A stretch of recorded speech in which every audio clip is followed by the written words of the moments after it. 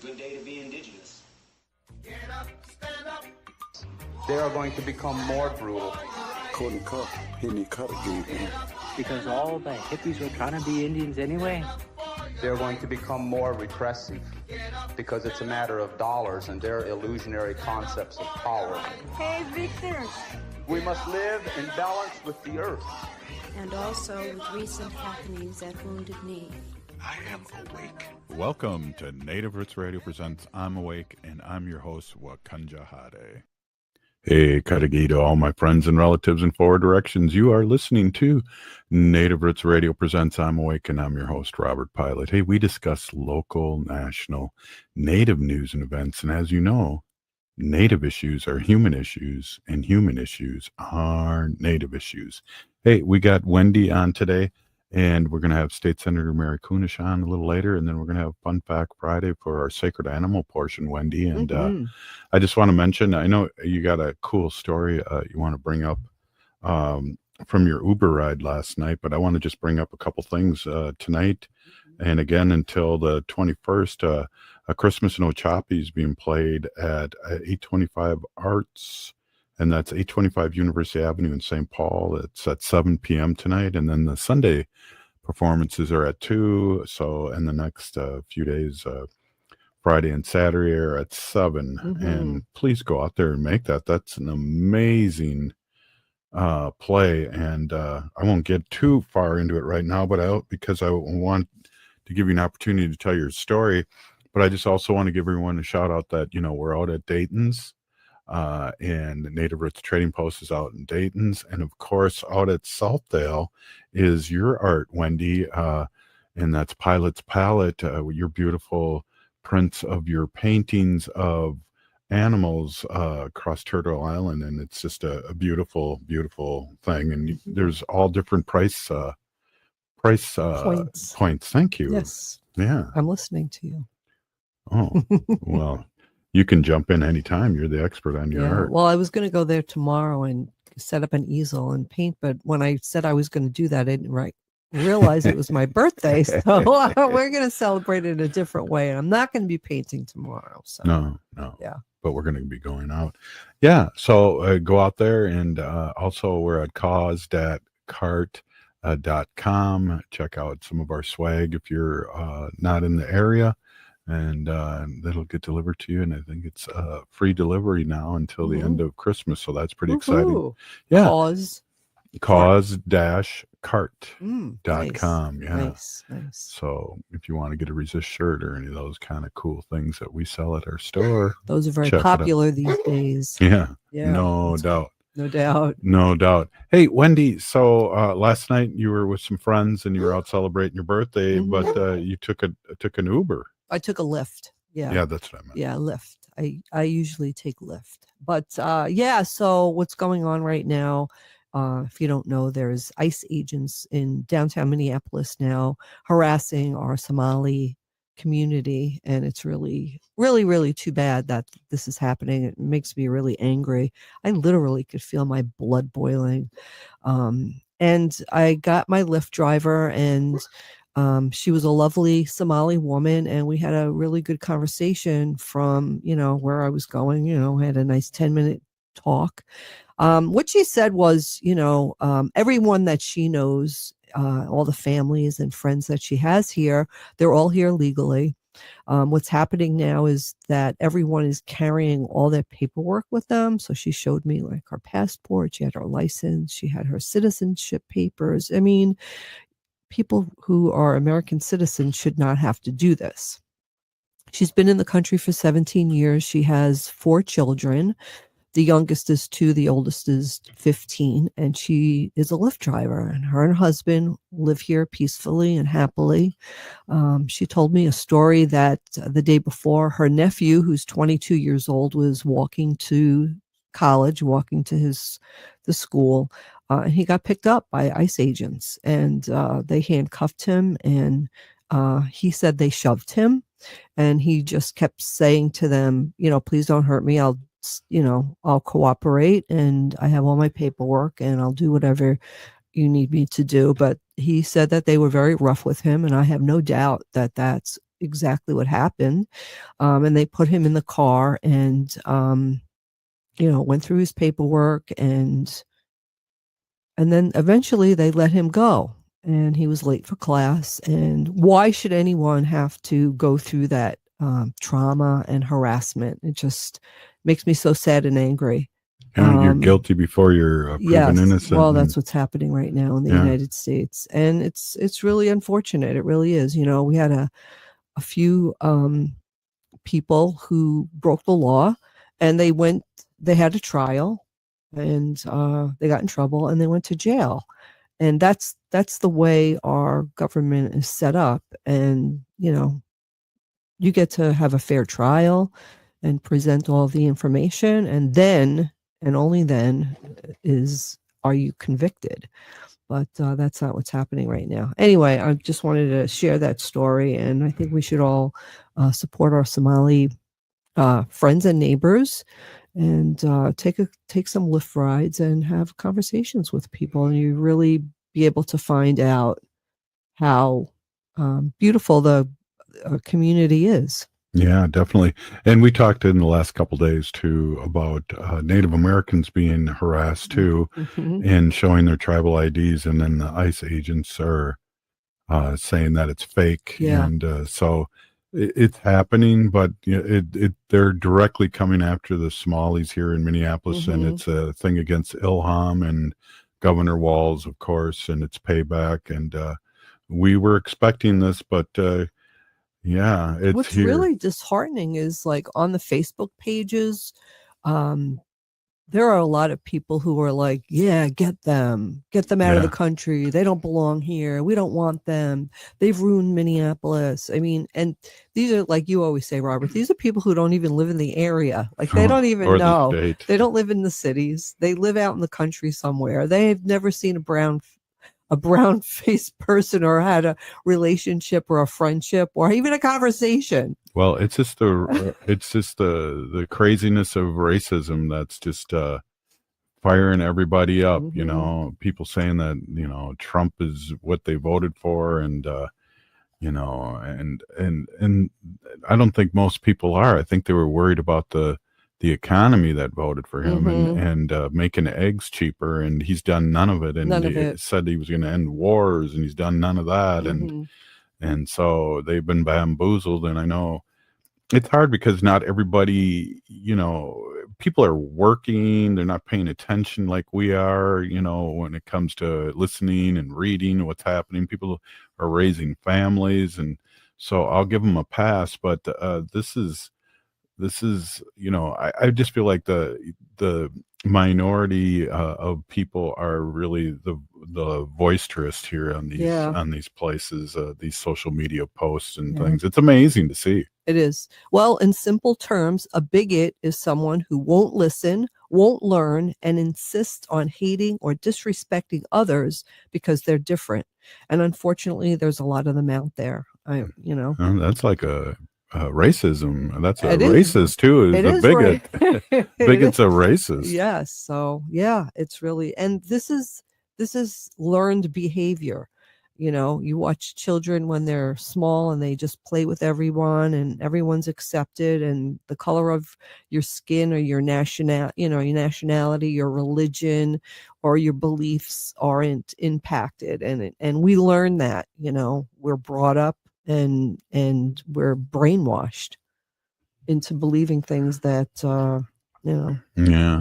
It's really Well, we'll be hopefully talking. ice will go away, and it's been really, really cold in Minneapolis, and I just hope that they're all freezing their butts off. That's all I have to say. Well, and they're all police flunkies, and you don't hear much about what's happening with the KKK and the Proud Boys, because now they are ICE agents. And all the January 6th insurrectionists, those have all been hired, and it's pretty sad out there. Well, we'll talk more with State Senator Mary Kunesh about this and other things. And you're listening to Neighborhoods Radio. And then at the end of the show, Wendy will be talking about Fun Fact Friday with our sacred animals. Yeah, we have some good news. All right. Hey, this is Neighborhoods Radio, and we'll be right back after this short break. Please. Oh, go Stay ahead. with us. Yeah.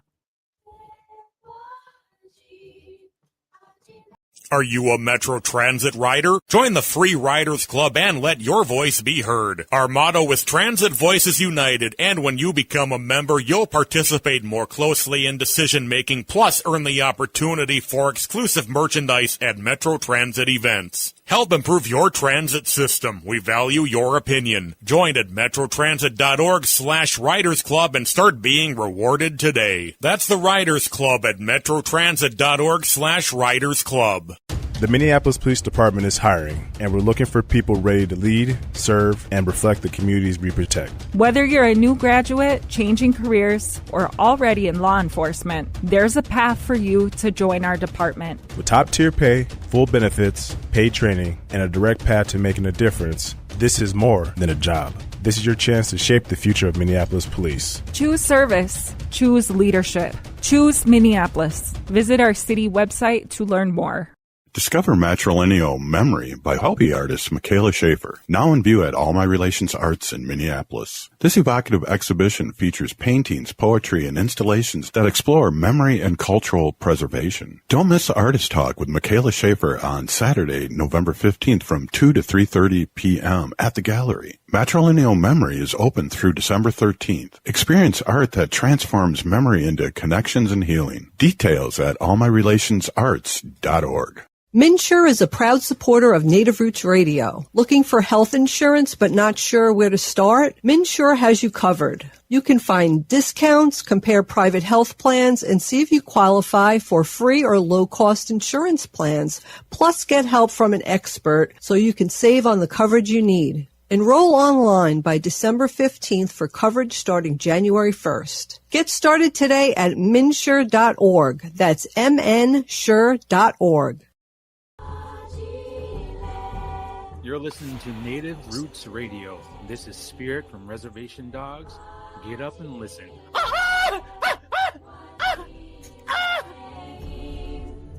Welcome back to Native Roots Radio presents I'm Awake, and this is Robert Pilot. Hey, welcome back, everyone. Hey, we are here with our friend State Senator Mary Kunesh. And State Senator, we've missed you and missed your input, and but I know it's the holiday season, but I also know that you are busier than heck. And so really thank you so much for spending some time with us and our listeners who really look forward to your weekly report. Thanks again for coming on. Oh, my pleasure. And I have missed not being on this show with all of you as well.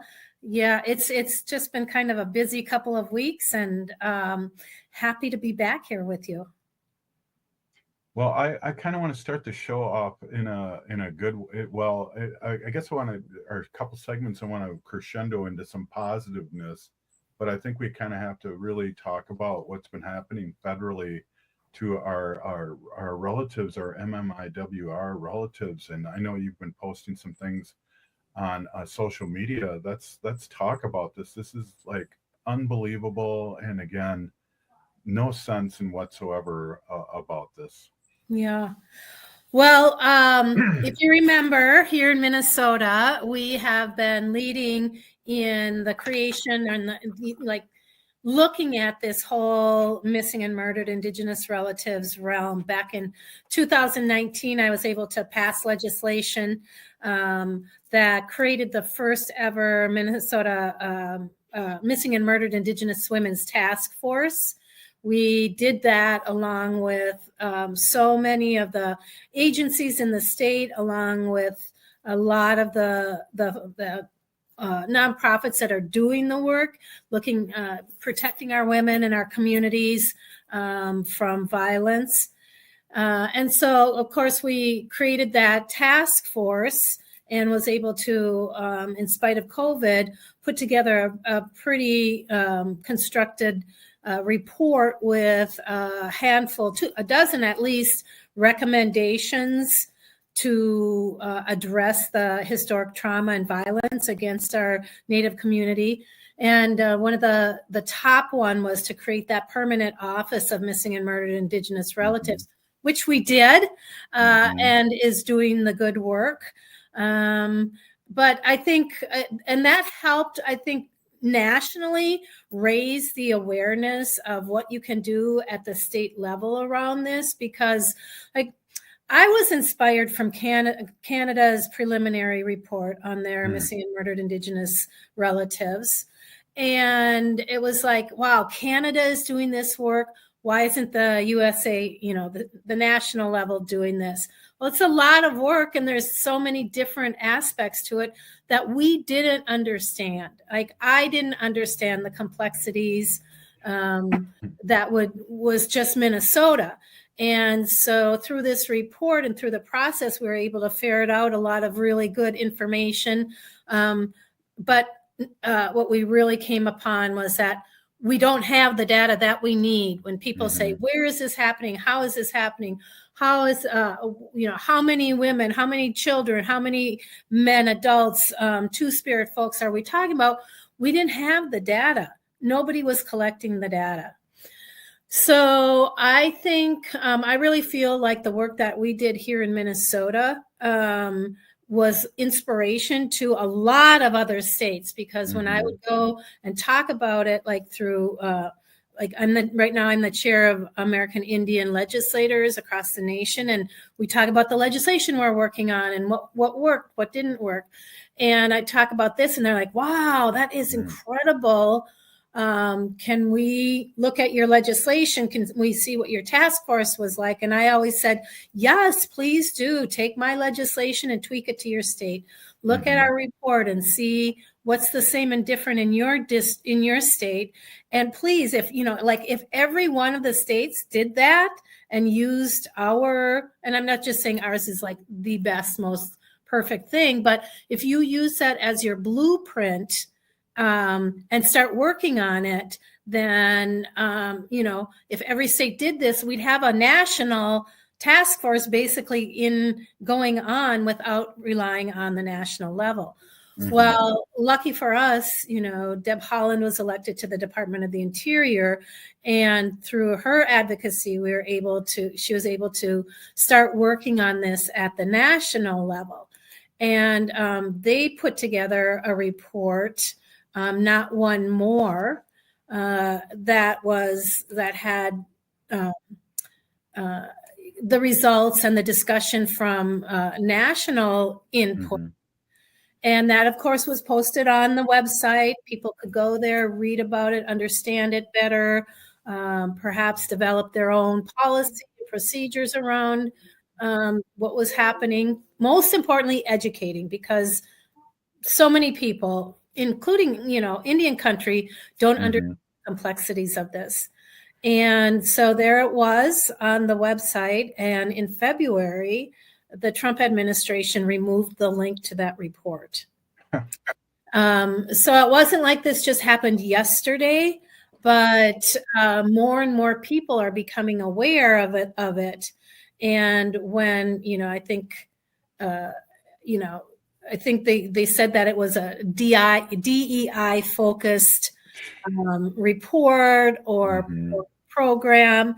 And, we know that Trump is trying to undo anything and everything that has anything that's specific to minorities, folks of color, unique groups of people, including women. And so there we are. It's been removed. And so there are a lot of organizations out there, like the National Indian Women's Resource Consortium, have that on their website. I mean, it still can be found. You have to work a little bit to find it. I know I had to. It's like, well, I did not save that report anywhere. Where is it? How can I get it? And so I ended up going to the National Indian Women's Resource Center, NIWRC.org, and they still have the report on their website. And so it's just a really sad, horrifying thing. I mean, everybody is confused and complex. Like, why would we not continue to have that available? And I've gotten a lot of feedback on the dismay that isn't available as readily as it was before. And so I try to get that out there as much as I can. Yeah, it's amazing too. And just the 35% of the nation here that is so racist, that's okay with these things. It's okay with these ICE raids that are happening. Oh And my gosh. it's just so toxic to read these things on social media, and then you look and these people aren't even from Minnesota, and it's just like wrangling up all the racists when it comes to protecting our relatives and our, and it's just amazing because we have Native Americans that are being pulled over and saying that their tribal IDs aren't real. I know, questioning all of that. And you almost wonder if down the road they're going to say that isn't a valid form of ID or, and we are a very mixed country.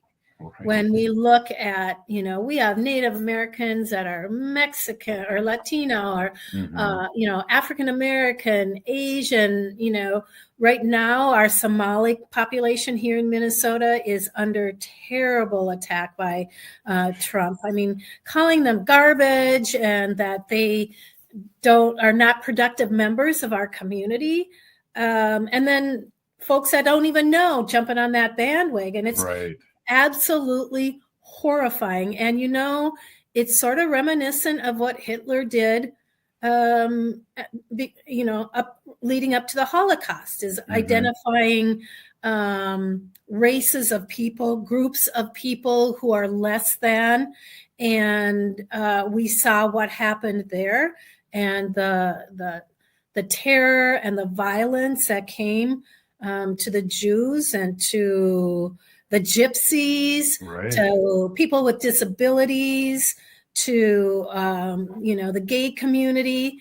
All of these things are nothing but hateful. And when you start to remove information on people, it's just as bad as when you put out those kind of statements or you put out misinformation, because if you don't have the information to counteract, you just feel defenseless. Yeah. And so none of this coming out of the federal government is any good at all. No, and it isn't. And I appreciate you talking about it. And we try to talk about it as much as we can here in Native Roots Radio because, not everybody is like plugged in to, I'm listening to and reading, and part of my job on Native Roots Radio is to kind of stay, updated.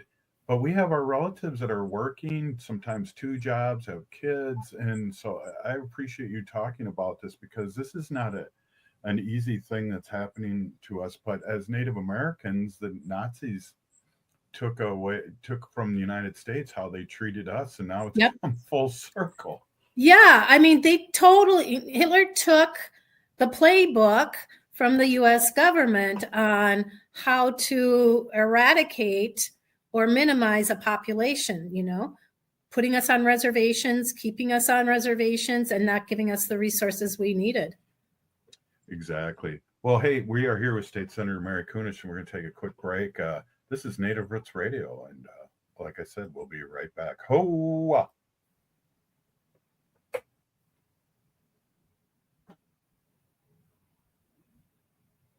Are you a Metro Transit rider? Join the free Riders Club and let your voice be heard. Our motto is Transit Voices United, and when you become a member, you'll participate more closely in decision-making, plus earn the opportunity for exclusive merchandise at Metro Transit events. Help improve your transit system. We value your opinion. Join at metrotransit.org/Riders Club and start being rewarded today. That's the Riders Club at metrotransit.org/Riders Club.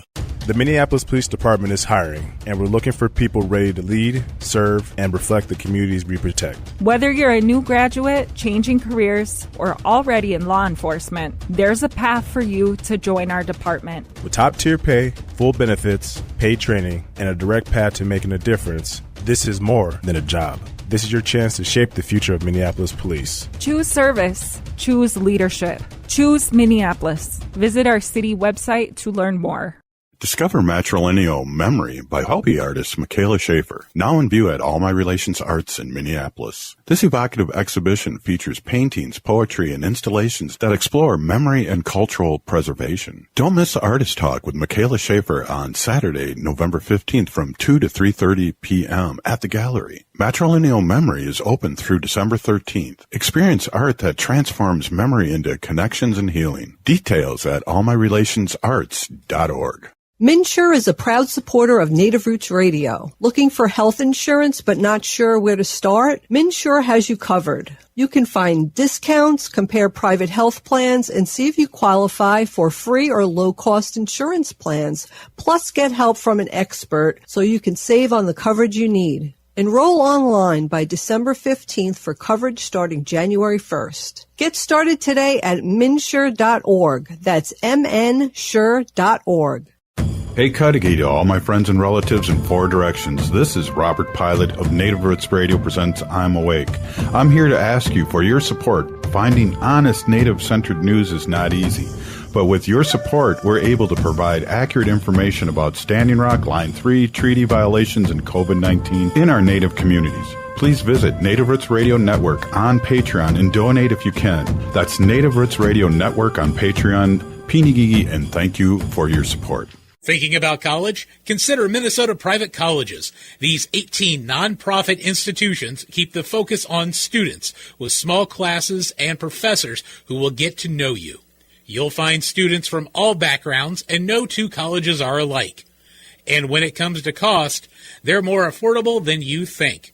Find the college that's right for you at mnprivatecolleges.org/possible. That's mnprivatecolleges.org/possible. You're listening to Native Roots Radio. I'm Bobby Wilson. Witcha. Welcome to Native Roots Radio presents I'm Awake, and I'm your host, Wakanja Hade. Hey, welcome back, everybody. This is Native Roots Radio, and we are with our friend, State Senator Mary Kunesh from the great state of Minnesota. Well, you know, what I always like talking with you, State Senator, because you always take the high road on things. And so I think maybe what we need to do is switch gears a little bit and talk about the great work that you're doing and what's coming up this week and what you have been doing. So again, welcome back, and thanks for talking to our listeners as you do. It just feels like one week runs into the next. It's like, what am I doing? I'm just so busy. I can sometimes forget. I don't know if I have chatted with you since I was in Santa Fe. We had the conference, the National Conference of American Indian State Legislators. And so did talk a little bit about that, but that's great to bring up again because that was exciting. Yeah, it was just a really great gathering of Indigenous leaders from across the country. And I'm really thankful that they chose me to be the chair of that again for another term as we work to kind of work across the nation on the issues that are most important in Indian country. So I was out in Santa Fe for that. And then next week I head to Chicago for Council of State Legislators. That's like all the legislators from around the country come to this one. So I'll be there for a few days. And I'm also on their executive board. So I'll be sitting in on a lot of meetings and that sort of thing. Just came from a really great, lovely luncheon with the Chamber of Commerce Women in Business and sat with some really incredibly bright women, business women who are doing incredible work. And we had a keynote speaker, can't remember her name, but she and her family have a spring business, springs that you use for garage doors and beds and all kinds of stuff. Wow. Fascinating how they developed their business. And so those are the sort of things that I really love going to and learning and connecting with folks.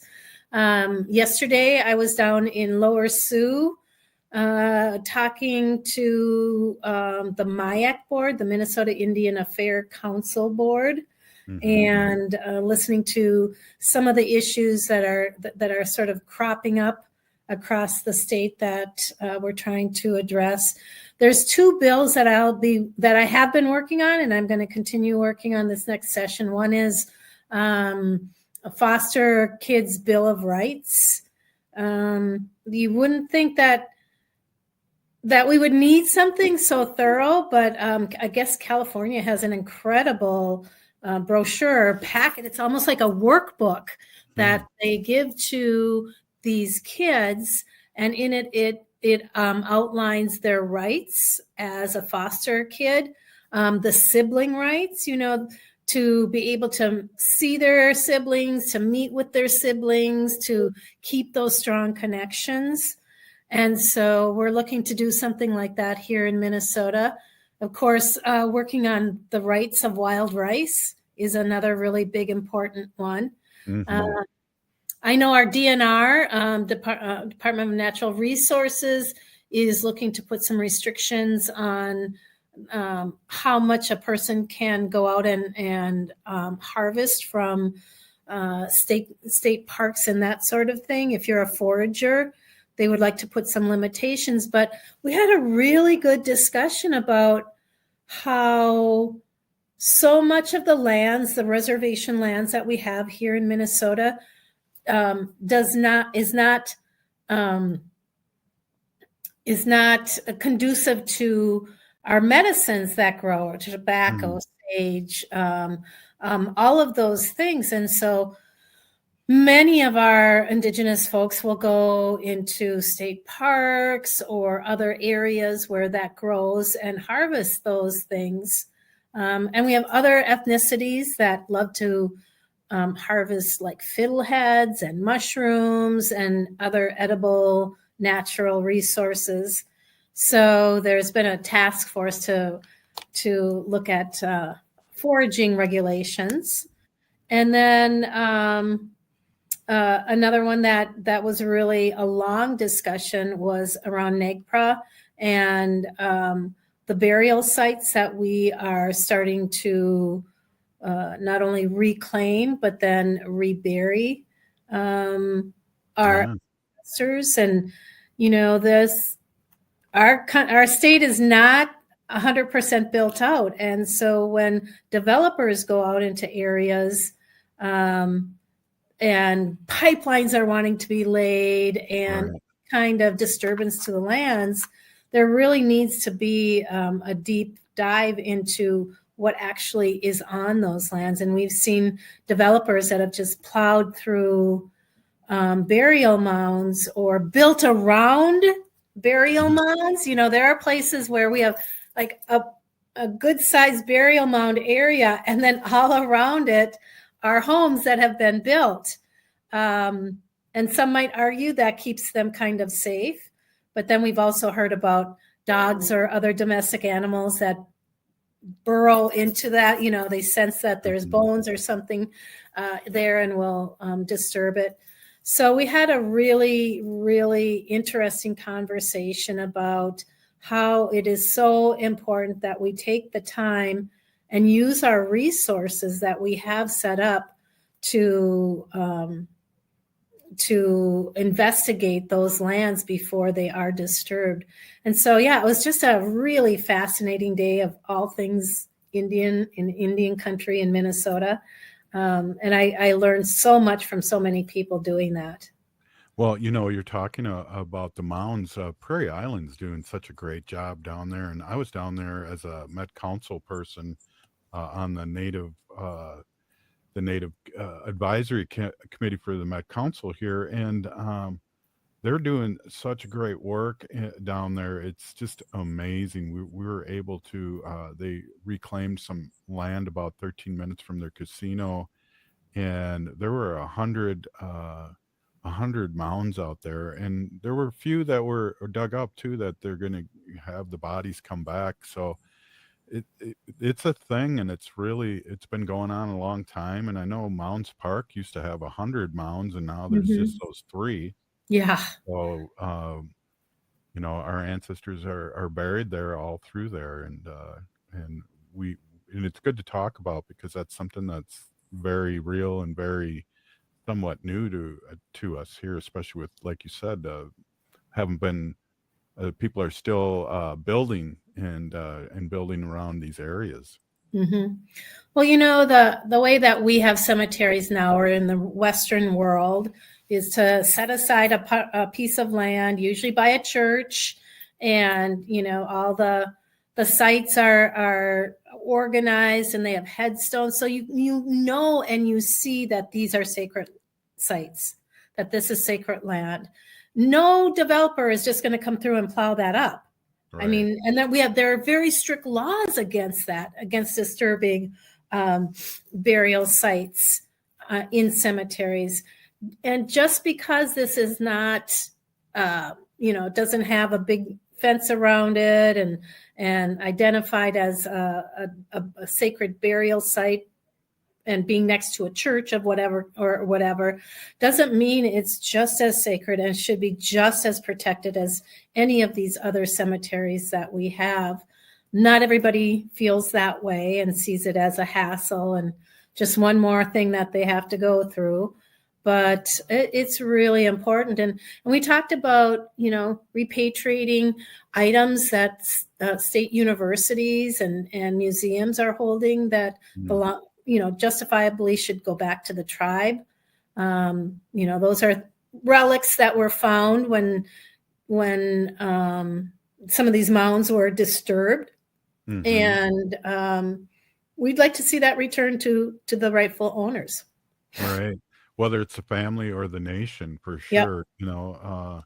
It's amazing too. A lot of the museums and people have been working on that for a long time. I know there's the Smithsonian in New York a year ago or so had to return a lot of their stuff, and I thought, wow, that's right on to the Eastern tribes. So it's still happening, and there's still things out there. I know a few years ago, a friend of mine's father passed away, who owned an antique store, and in the basement there was a lot of native stuff and a lot of scalps and things like that, and he didn't know what to do with them. And so again, that's a real thing that we're talking about. It's not a dinosaur kind of we're not dinosaurs, we're still here.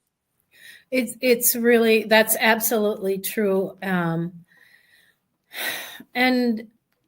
the fact that these things are kind of stuck away in a box or a drawer, and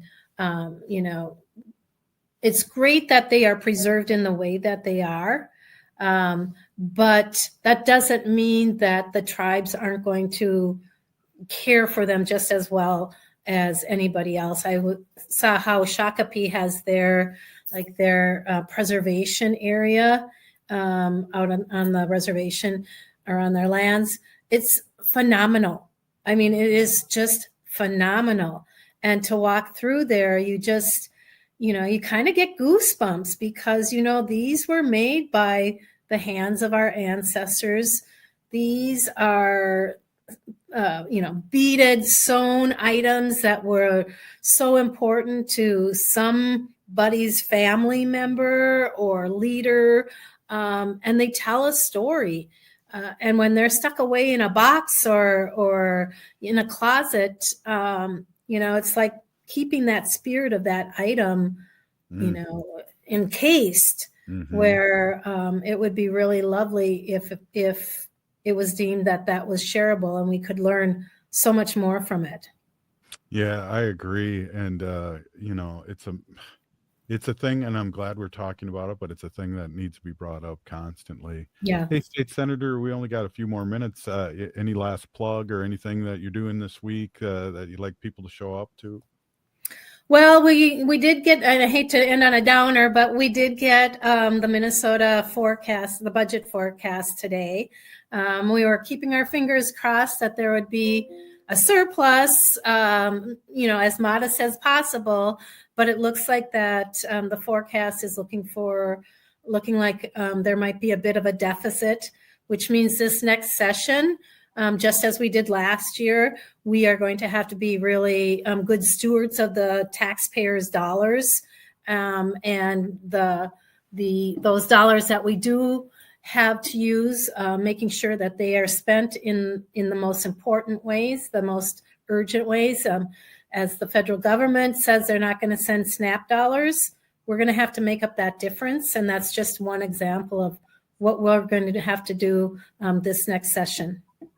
A big Pinagee, thank you so much, State Senator Mary Kunesh, for stopping in and speaking your truth. We always appreciate you and that you come on. Wopilatanka. We'll see you next week. Hey, Native Roots Radio will be right back after this short break. Hey, Cudahy to all my friends and relatives in four directions. This is Robert Pilot of Native Roots Radio presents I'm Awake. I'm here to ask you for your support. Finding honest Native-centered news is not easy. But with your support, we're able to provide accurate information about Standing Rock, Line 3, treaty violations, and COVID-19 in our Native communities. Please visit Native Roots Radio Network on Patreon and donate if you can. That's Native Roots Radio Network on Patreon. Pinagee, and thank you for your support. The Minneapolis Police Department is hiring, and we're looking for people ready to lead, serve, and reflect the communities we protect. Whether you're a new graduate, changing careers, or already in law enforcement, there's a path for you to join our department. With top-tier pay, full benefits, paid training, and a direct path to making a difference, this is more than a job. This is your chance to shape the future of Minneapolis Police. Choose service. Choose leadership. Choose Minneapolis. Visit our city website to learn more. Thinking about college? Consider Minnesota Private Colleges. These 18 nonprofit institutions keep the focus on students with small classes and professors who will get to know you. You'll find students from all backgrounds, and no two colleges are alike. And when it comes to cost, they're more affordable than you think. Find the college that's right for you at mnprivatecolleges.org/possible. That's mnprivatecolleges.org/possible. MNsure is a proud supporter of Native Roots Radio. Looking for health insurance but not sure where to start? MNsure has you covered. You can find discounts, compare private health plans, and see if you qualify for free or low-cost insurance plans. Plus, get help from an expert so you can save on the coverage you need. Enroll online by December 15th for coverage starting January 1st. Get started today at mnsure.org. That's mnsure.org.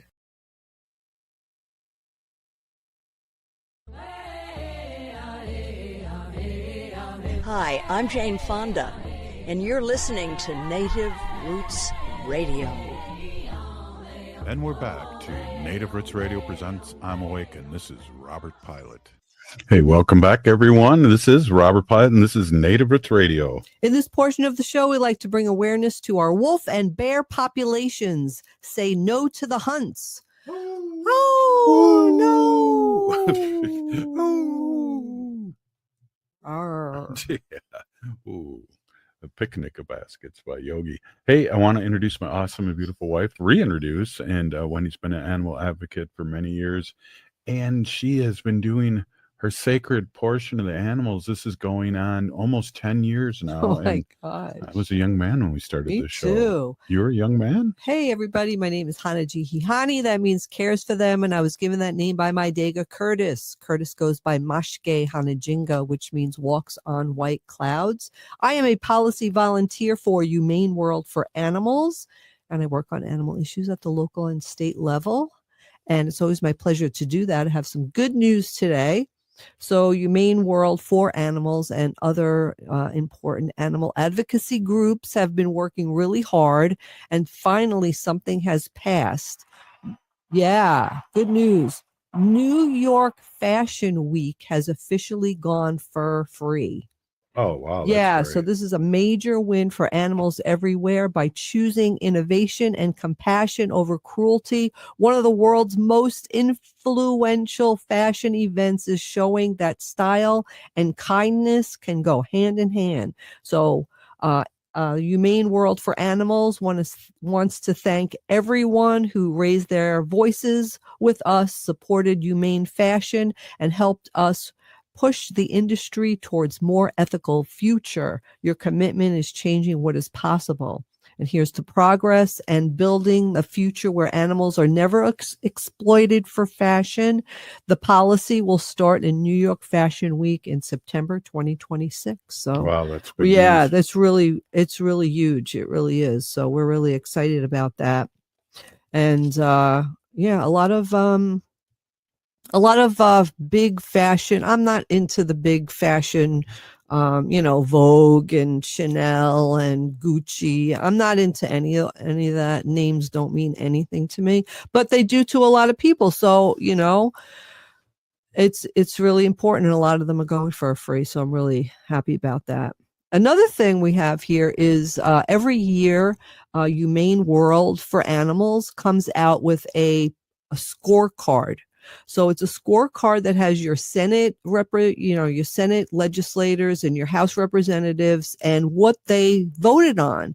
So did they vote good or bad as far as animals legislation that we brought forth, right? So we brought a lot of good policies that we wanted passed, and I'm just finding Minnesota. So one person who does always very, very well, we're really happy, is Tina Smith. So yeah, cool. Tina Smith did great. And her score, if you want to guess, Robert, what do you think her score is? And it's like, is it out of 100? It is out of 100. Yeah. Well, you've been bringing this up over the years, so I'd say 95. Okay, she's at 100%. Wow. Yes. So Tina Smith has been fantastic, and she supports our humane legislation that we bring forth to her. Amy Klobuchar, what would you guess her score would be if you had to guess? 60. Less. Wow. Yeah, 50%. And that's what's going to happen too if what's her name takes over. Not Peggy Flanagan, but the other one. What's her name? That's going against Peggy. I don't know. She's just like Amy Klobuchar. She's in the middle of the road voting against stuff that us progressives are. Sure. I know. So anyway, if you go online and you just Google Humane World for Animals scorecard, you could go on and look up your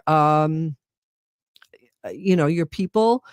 You could see how they voted for animals. And here's one, Betty McCollum. Betty McCollum, that's our House representative, right? She's awesome also. She got a score of 100%. Yeah. Yeah. And then Ilhan Omar, 86%. So really good. So thank you, Ilhan. Appreciate that. I'm going to be making phone calls and thanking our people who did really well and ask them to continue to do well. And I'm also going to call the ones who really didn't score very well and ask them if they can do better. We'd appreciate that. So making phone calls also help, because you know what? It's really important what the constituents really have to talk about and what they feel is important. So the more you call them and leave them messages about what's important to you, the more they'll care about what is important to you. So this morning, I really, really wanted to sleep in. I wanted to sleep in because I was out with friends last night.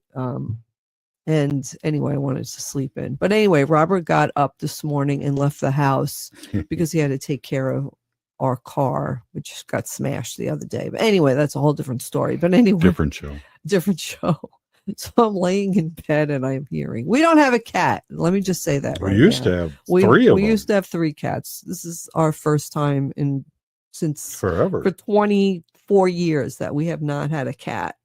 Anyway, we have our dog Wanda, and everybody knows about her. But anyway, I'm laying in bed, and we have this neighborhood cat who his name is Goliath, and he shows up at our door and comes in our house and visits us, and he's like a really cool, fun cat. But anyway, I was laying in bed, really wanting to sleep in, and I'm just hearing this cat meow and meow and meow, and he was really meowing, really long, loud meow.